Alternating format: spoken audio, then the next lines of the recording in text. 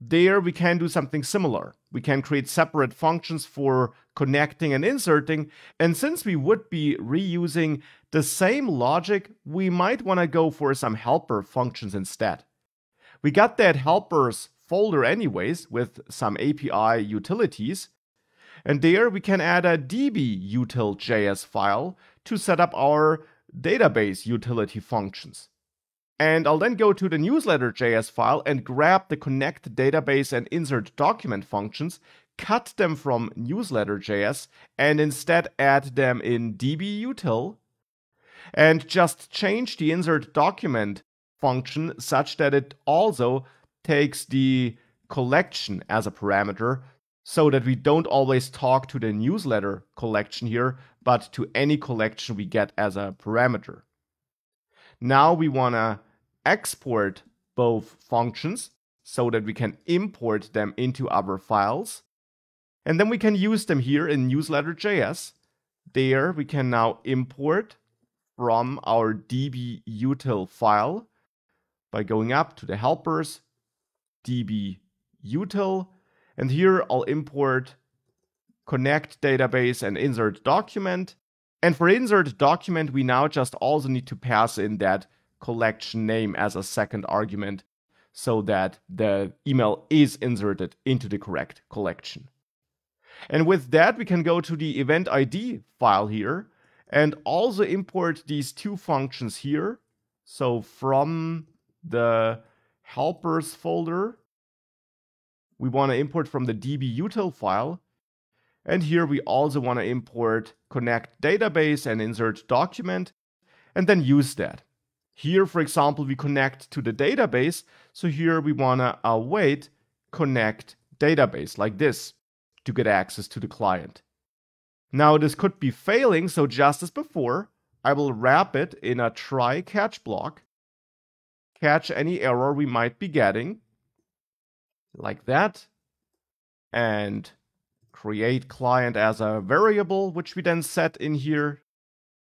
And then in here, we want to send back a response with a status code of 500 and some message in the JSON body that could be connecting to the database failed,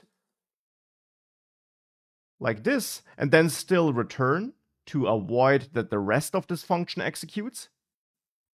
If we do connect successfully down here for inserting the comment, we don't want to run this code here.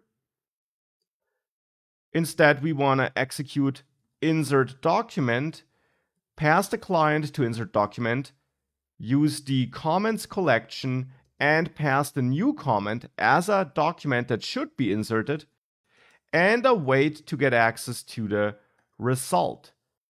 For that, we want to make sure that in dbutil, we actually do return that result, so that here we also grab that result and return it, like that.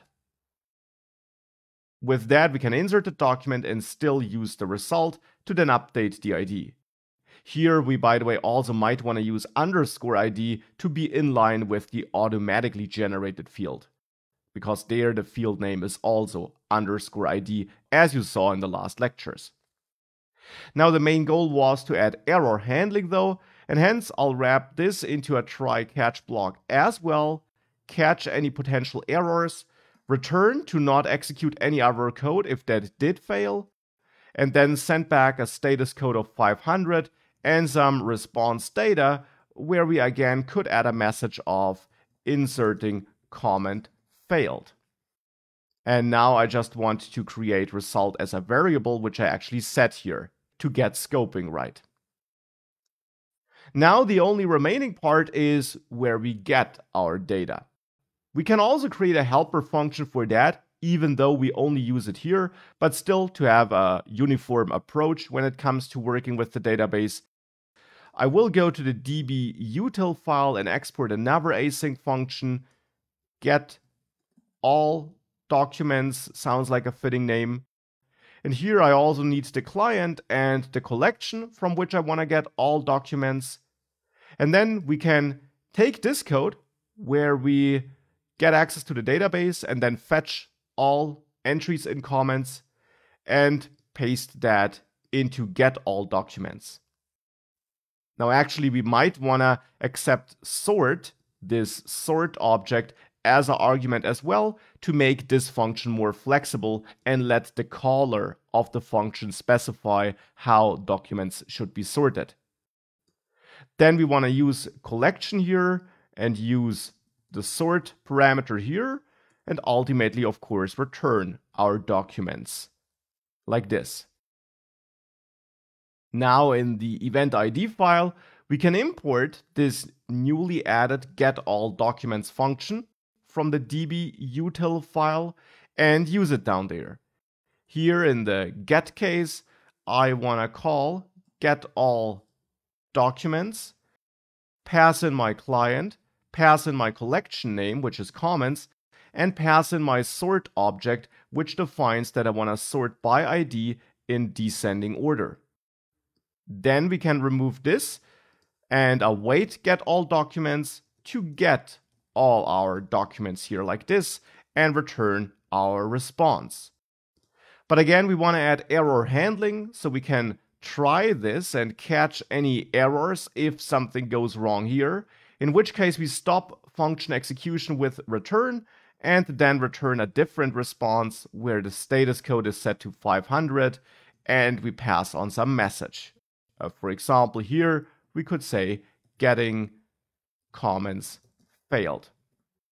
Now you will be able to refactor more. For example, sending back that error response is always pretty much the same. You could also create a separate function for that, just as a side note.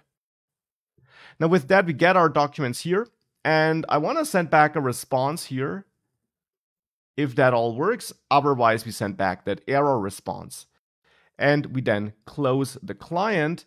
And actually, now that I moved this success response into the try block, we can remove this return statement to make sure that we do close the client if we make it past try catch here. So to make sure that we do always get rid of that connection once we're done with our operations. And actually, I want to do something similar here for inserting a comment. Move this success code into the try block and then don't return here so that we still do reach this part at the bottom eventually where we do close the connection. That's why I like this way of handling it better. I also want to close the connection here if we have invalid input, so I'll copy client close and add it in there. Because here I then want to return, I don't want to continue with code execution, hence here I want to close the client, so close the connection. And here we don't want to close the connection because here establishing the connection failed already. So here we definitely want to return. And with all of that, we can again test this again by breaking our credentials, then go to a single event and show the comments. And fetching them fails now. And this breaks the front-end application actually, because now we're trying to map through all comments, even though we got no comments. So we might want to add better error handling on the front end as well. For the moment, I'll just fix it by bringing back my credentials and reloading. Now this still fails.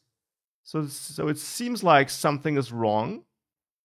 Now let's see what's wrong by reloading with the network tab open. And then if I click on show comments, this request still fails. Connecting to the database failed here. Even though I fixed my credentials again. Even though I did that, it looks like calling connect database failed in my handler function here. And actually I know what went wrong. I moved my function here, my helper functions here into the dbutil file, but there I'm referring to Mongo client. We need to add that import. So we should grab that Mongo client import and remove it from the newsletter file. We don't need it there anymore.